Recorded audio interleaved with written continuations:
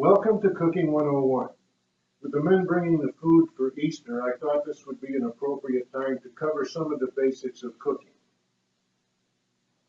These are some of your basic utensils. These are measuring cups.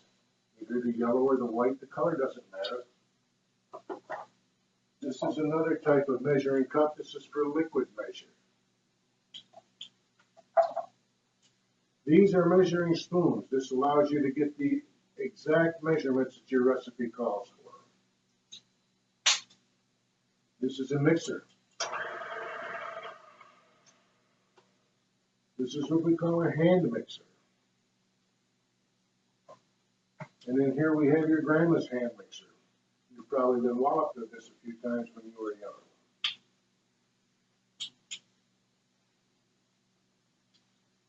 Here we have a pan. This is used for cooking things on top of the stove.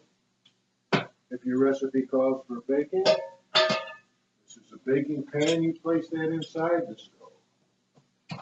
Be sure to turn your temperature to the appropriate heat temperature that your recipe calls for. And follow your recipe perfectly. And be sure to use a kitchen timer. That will guarantee that your masterpiece is going to come out just exactly as you planned. Now, some of the basic ingredients that you will be using, and you need to know the difference between flour, baking powder, salt, sugar, and then many recipes call for some sort of liquid measure, like vanilla.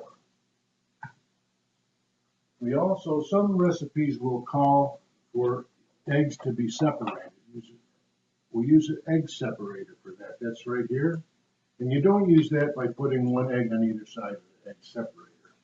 What you do with that, you put the egg separator here, crack the egg,